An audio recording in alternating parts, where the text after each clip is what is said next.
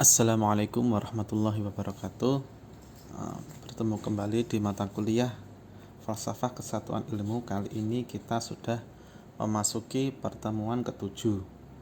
Nah, jadi di pertemuan ketujuh ini kita akan membahas tentang implementasi paradigma kesatuan ilmu ke dalam Tridharma perguruan tinggi. Akan tetapi, sebelum kita memulai perkuliahan pada pertemuan ini, marilah kita berdoa terlebih dahulu. Baik, terima kasih. Kali ini kita membahas tema selanjutnya, yaitu tentang tadi implementasi paradigma kesatuan ilmu ke dalam Tridharma perguruan tinggi. Nah, jadi mengimplementasikannya ke dalam kampus kita, di mana kita sebagai sivitas akademika. Ya, kita mulai yang pertama, kesatuan ilmu pengetahuan sebagai paradigma. Nah, jadi sempat menjadi semacam perdebatan lah, bahwa ketika kita sebagai umat Islam mempelajari ilmu-ilmu dari Barat, itu yang kita pelajari apanya? Karena selama ini ilmu-ilmu alam dan juga ilmu-ilmu humaniora itu masih Barat sentris. Jadi produksi ilmu pengetahuannya itu mayoritas atau didominasi oleh Barat. Nah, tapi kita ketika dituntut untuk mempelajari ilmu sains dan ilmu humaniora itu sebenarnya mana yang lebih baik, lebih aman, lebih utama? Nah, sebenarnya ilmu sains dari Barat itu, ilmu yang pasti dari Barat itu malah lebih aman daripada ilmu humaniora, karena nilai-nilainya atau prinsip-prinsipnya berlaku universal. Misalnya ketika di Barat mengatakan 1 tambah 1 sama dengan 2, ya di Indonesia juga sama, 1 tambah 1 sama dengan 2. Bukan berarti kalau kita menerapkan falsafah kesatuan ilmu itu lalu kita mengatakan 1 tambah 1 sama dengan insya Allah 2, bukan. Tetapi kalau ilmu sains Barat itu berlaku universal, jadi kalau di sana 1 tambah 1 sama dengan 2, di sini juga sama. Akan tetapi kalau ilmu humaniora, nah ini harus berhati-hati. Karena apa? Karena paradigma yang digunakan berbeda. Mereka tidak berbasis tauhid, tidak berbasis wahyu. Kita berbasis tauhid dan berbasis wahyu. Dan kalau kita mempelajari teori-teori sosial humaniora itu, ya banyak yang meniadakan kehadiran Tuhan. Seperti kalau misalnya teori-teori sosial itu kebanyakan didominasi oleh fakta sosial atau kesepakatan sosial. Jadi norma-norma yang berlaku itu bisa berbeda tiap tempat, bisa berbeda pada waktu yang berbeda. Tapi kalau Islam itu sahih likulli zaman wa makan, jadi bisa diterapkan di tempat manapun dan di zaman apapun. Nah, kemudian para founding father kita itu ketika studi banding tentang paradigma kesatuan ilmu pengetahuan ini, dalam hal ini maksud saya founding father dari kampus kita, UIN kita, ketika merumuskan paradigma kesatuan ilmu pengetahuan ini, mereka studi banding ke Malaysia, ke beberapa universitas di Malaysia, satunya di USIM ini. Di sana, di USIM ini, mereka juga menerapkan kesatuan ilmu pengetahuan juga. Nah, di sana itu ketika makul pelajaran agama, entah itu agama Islam atau fikih atau tauhid dan sebagainya, itu menggunakan bahasa Arab. Sedangkan makul yang sains juga humaniora menggunakan bahasa Inggris. Sehingga mahasiswa dari fakultas yang sains, mahasiswa dari fakultas sosial ketika mempelajari agama, mereka juga harus menguasai bahasa Arab. Sebaliknya juga, mahasiswa dari jurusan keagamaan ketika mempelajari ilmu sains atau ilmu sosial humaniora, mereka juga harus menguasai bahasa asing, bahasa Inggris dalam hal ini. Itu salah satu pendekatan yang dilakukan USIM Malaysia dalam usaha mereka untuk menerapkan falsafah kesatuan ilmu pengetahuan ini. Nah, di UIN kita sendiri mungkin belum sampai ke situ. Paling tidak kita sudah punya rencana, bukan rencana, tapi sudah menerapkan yaitu standar TOEFL dan IMCA seperti itu. Nah, kemudian Imam Syafi'i, salah satu imam besar kita, itu ternyata beliau itu juga mempelajari teori asing, teori di luar bangsa Arab. Jadi mempelajari dari Yunani, para filsuf di sana mempelajari silogisme, mempelajari alur berpikir, mempelajari penggunaan rasio, penggunaan akal, sehingga lahirlah ilmu usul fikih, di mana Imam Syafi'i kemudian menuliskan sebuah kitab namanya Ar-Risalah yang isinya teori atau peletak dasar teori-teori dari usul fikih yang dikembangkan oleh para ulama di kemudian hari. Nah, itu salah satu contoh Imam Syafi'i menggunakan teori-teori dari Barat, dari Eropa, dari Yunani, yang otomatis dia juga harus mempelajari bahasa Yunani. Nah, para ulama-ulama yang lain seperti Al-Farabi, Al-Kindi, dan sebagainya itu mereka juga mempelajari bahasa asing, terutama bahasa Yunani, karena banyak para dokter, para filsuf itu melahirkan karya yang ditulis dengan bahasa asing, dalam hal ini bahasa Yunani.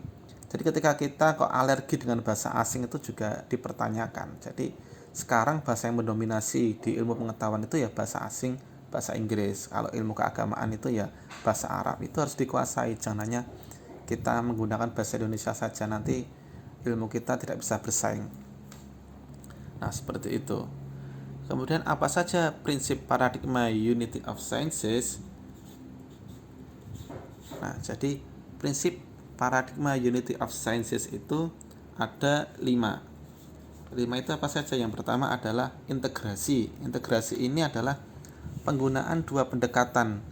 Yang pertama, kan ada orang yang hanya menggunakan dominasinya itu nakal, yang menggunakan teks, menggunakan literatur, dalam hal ini kitab suci, Quran dan hadis. Ada juga yang dominan menggunakan akal, menggunakan rasio. Nah, integrasi ini berusaha untuk menggunakan keduanya secara aktif. Jadi tidak boleh mengesampingkan salah satu dari dua hal itu. Kalau ada misalnya ayat atau hadis yang berbeda dengan akal, yang mungkin tidak masuk akal, nah ini ada beberapa kemungkinan. Satu, kita salah menafsirkan Quran atau hadis itu, atau yang kedua, kita belum menemukan atau bereksperimen atau membuktikan kebenaran dari ayat Al-Quran dan hadis itu. Ada banyak kemungkinan dari seperti itu. Yang jelas, integrasi dalam paradigma Unity of Science ini berusaha menggabungkan keduanya. Jangan sampai kita hanya mengkapitalisasi salah satu saja. Kemudian kolaborasi dalam hal ini maksudnya adalah antara ilmu pengetahuan satu dengan pengetahuan yang lainnya itu harus saling mendukung, harus saling mensupport. Kenapa seperti itu? Karena zaman sekarang itu memang eranya itu era kepakaran. Jadi salah satunya tokoh-tokoh tertentu yang menguasai satu bidang ilmu itulah yang dia itu bakal memonopoli ilmu pengetahuan. Nah, dengan berkolaborasi ini, bekerja sama ini antara satu tokoh dengan yang lain, antara satu pakar dengan pakar yang lain, bekerja sama sehingga kepakaran itu tidak menjadi tadi monopoli. Karena zaman dulu para ulama kita itu juga ilmunya itu macam-macam. Ada yang ulama yang juga ahli kedokteran seperti Ibnu Sina, bahkan Salahuddin Al-Ayyubi itu selain seorang panglima besar, dia juga ahli bedah ternyata. Dia pernah ketika perang salib itu, dia sebagai panglima perang, tapi ketika sedang masa damai, dia datang menemui musuhnya Lionheart itu lagi sakit, dibantu dioperasi sama Salahuddin Al-Ayyubi dan macam yang lain sebagainya. Itu adalah sebagai kita untuk bersaing dengan, kata orang berat sekarang, era itu era kepakaran. Padahal zaman dulu para ulama kita itu tidak seperti itu. Banyak yang ahli di bidang tertentu. Ada yang ahli bisnis, ada yang ahli perang, ada yang ahli menjahit, ada yang ahli dan macam-macam sebagainya.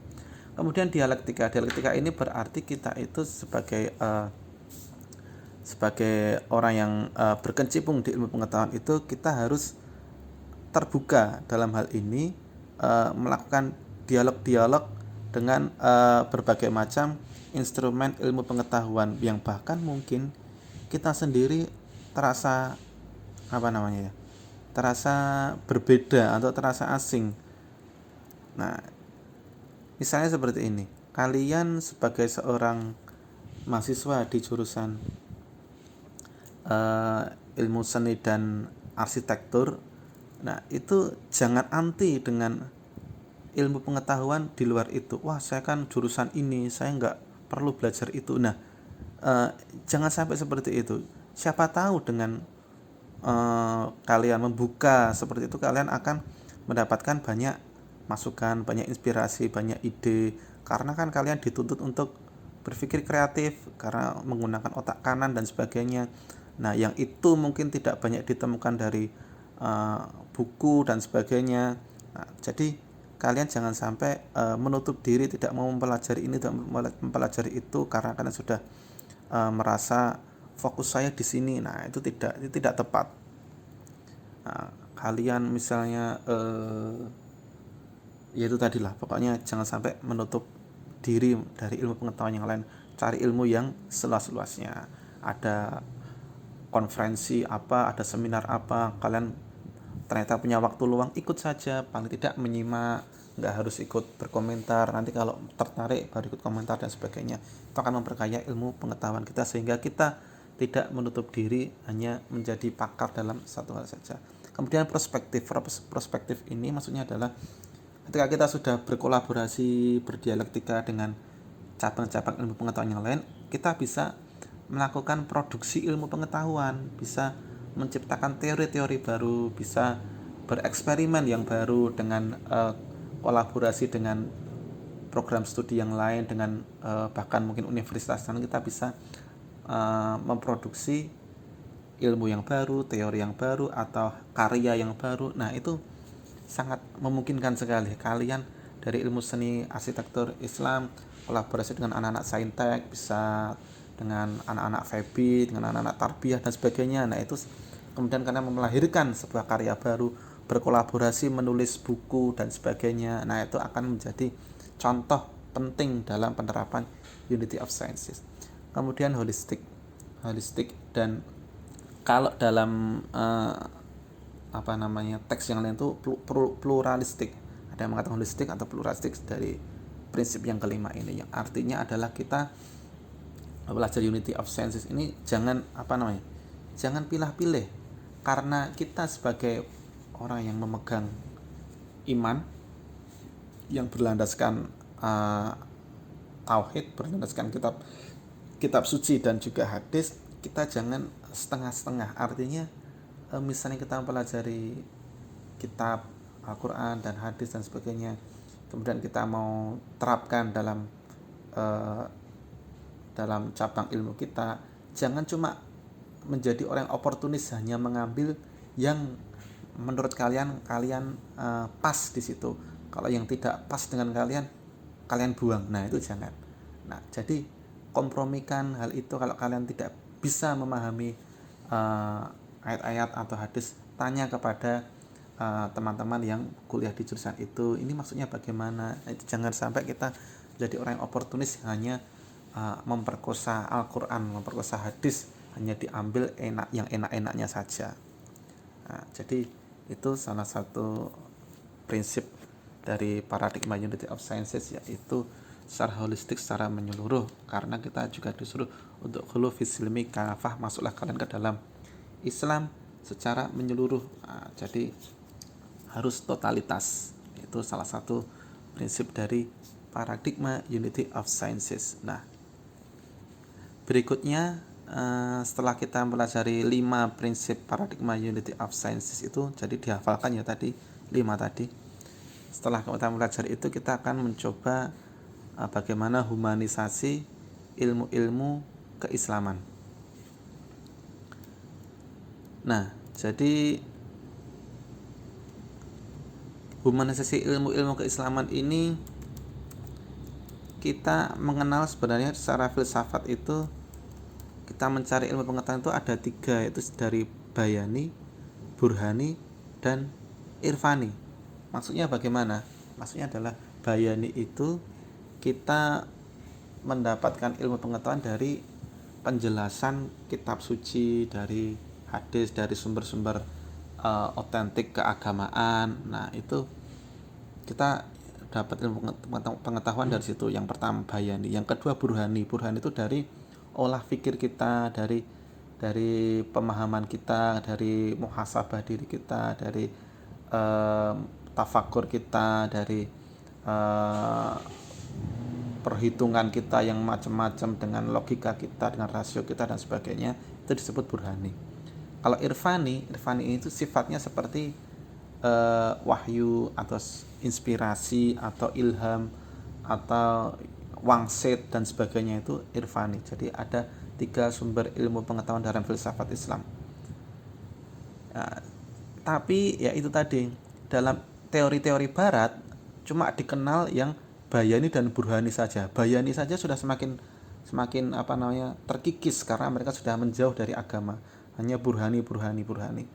Sedangkan kita dalam Islam itu juga mengenal irfani. Irfani itu apa? Irfani itu ya kita mendapatkan ilmu pengetahuan dari sudah kita bahas di pertemuan sebelumnya, itu dari Allah. Jadi dari pemberian dari Allah, entah itu berupa, mungkin ada yang menyebutkan ilmu laduni atau sebagainya. Nah, itu kita juga mengenal seperti itu. Artinya kita dalam mempelajari ilmu pengetahuan itu jangan hanya mengandalkan dari belajar, dari buku, dari kuliah, tapi kita juga dengan cara mendekatkan diri pada Allah, supaya kita diberi ilmu oleh Allah, supaya kita diberi syukur-syukur ilmu laduni, seperti diberi banyak wahyu, kalau wahyu nggak mungkin, diberi inspirasi, diberi petunjuk dan sebagainya. Nah, itu adalah pendekatan irfani tadi. Kemudian cara humanisasinya itu sendiri di kampus kita, yang pertama ada tiga. Yang pertama itu humanisasi nama nomenklatur. Nah, kita sendiri ya, misalnya nama kampus kita itu sendiri sudah humanisasi menggunakan humanisasi nomenklatur. Misalnya ya, mungkin di kampus-kampus yang lain itu nama kampusnya menggunakan nama ulama yang sangat Islami, UIN Syarif Hidayatullah, UIN Maulana Malik Ibrahim dan sebagainya. Mungkin menggunakan nama-nama yang ulama-ulama yang berbahasa Arab. Kita sendiri sudah menggunakan UIN Wali Songo. Wali Songo itu sudah menurut saya Jawa sudah menjadi humanisasinya terasa di situ, tidak melangit tetapi membumi, seperti itu. Kemudian dilihat juga dari nama-nama fakultas kita, itu sudah banyak fakultas kita yang menggunakan humanisasi itu. Misalnya di Usuluddin, dulu kan namanya FU, Fakultas Usuluddin. Nah, kemudian dengan humanisasi seperti ini ditambahi humaniora, Fakultas Usuluddin dan humaniora. Jadi Usuluddin yang terlalu melangit itu dibumikan, dihumanisasikan dengan tambahan humaniora. Di fakultas lain juga sama, Fakultas Ilmu Tarbiyah dan Keguruan. Tarbiyah itu kan udah Islami misalnya, karena ya bahasa Arab, karena melangit, karena terlalu melangit, kemudian dihumanisasikan dengan ditambah keguruan. Yang fakultas lain juga sama, misalnya Fakultas Dakwah dan Komunikasi, Ekonomi dan Bisnis Islam dan sebagainya. Fakultas Syariah dan Hukum. Kemudian di tingkat prodi, nama-nama prodi juga meskipun belum semua tapi sudah ada upaya ke situ. Misalnya ada prodi akidah filsafat Islam. Jadi tidak hanya prodi akidah juga, tapi juga filsafat dipelajari. Kemudian ada prodi tasawuf dan psikoterapi, tasawuf yang melangit, Islami yang tambah psikoterapi. Kemudian ilmu seni dan arsitektur yang Islam. Dan nanti mungkin banyak jurusan-jurusan lain yang akan menyusul perubahan nomenklatur seperti itu. Kemudian cara yang kedua setelah humanisasi nama nomenklatur itu tadi, kemudian humanisasi mata kuliah. Jadi mata kuliah kita itu kedepannya akan berbasis kepada paradigma kesatuan ilmu. Artinya misalnya kalian kalian belajar di prodi ilmu seni dan arsitektur Islam ini, nanti kalian akan juga mempelajari teori-teori yang menjadi landasan dari kesatuan ilmu pengetahuan ini. Jadi bagaimana seni yang islami, bagaimana arsitektur yang islami dan gambar yang islami, macam-macam seperti itu akan menjadi pijakan supaya kalian punya teori dasar awal dari apa yang kalian pelajari. Jadi by research. Jadi nanti para dosen mungkin juga kalian akan diajak kerjasama untuk melakukan riset-riset bagaimana itu ilmu seni dan arsitektur yang islami. Kemudian yang ketiga caranya adalah humanisasi mata kuliah by case, artinya apa sih fenomena-fenomena yang baru, kejadian-kejadian yang baru itu diteliti kemudian menjadi materi yang akan diajarkan di perkuliahan di kelas. Jadi by case ini berarti ya sesuai dengan apa yang terjadi kontekstual seperti itu. Nah, kemudian yang paling penting adalah humanisasi ilmu pengetahuan ini bertujuan untuk penguatan iman, Islam, dan ihsan. Jadi penguatan iman kita, bagaimana supaya iman kita itu yang beriman kepada Allah, pada kitab dan seterusnya itu menjadi semakin kuat, semakin yakin. Kemudian dalam Islam itu kita amal ibadah kita mulai dari syahadat, sholat, puasa sampai haji itu menjadi semakin baik, semakin berkualitas. Dan ihsan kita dalam kita beribadah itu kita semakin yakin bahwa kita itu diterima oleh Allah, berusaha mempersembahkan yang terbaik untuk Allah, sehingga kita menggunakan humanisasi ilmu keislaman ini tujuannya memang untuk semakin mengenali Allah. Nah, itu adalah usaha-usaha humanisasi ilmu pengetahuan. Kemudian yang terakhir adalah Tridharma. Jadi bagaimanakah pengembangan Tridharma berbasis paradigma kesatuan ilmu pengetahuan? Tridharma itu sendiri harus kita pahami bahwa kita sebagai sivitas akademika di universitas manapun di Indonesia ini ada pedoman Tridharma, yaitu 3: pendidikan, penelitian, dan pengabdian. Pendidikan ya dengan apa yang kita pelajari di kelas, di dalam ruang kuliah, itu pendidikan. Artinya usaha-usaha kita dalam menyusun kurikulum, dalam memberikan materi perkuliahan itu harus menggunakan prinsip-prinsip kesatuan ilmu pengetahuan seperti yang sudah kita pelajari tadi. Yang kedua, penelitian, riset-riset kita, penelitian-penelitian kita ketika menulis buku, menulis jurnal, bereksperimen itu juga menggunakan paradigma kesatuan ilmu pengetahuan. Kemudian dalam pengabdian, misalnya kalian besok KKN kalian kan berkolaborasi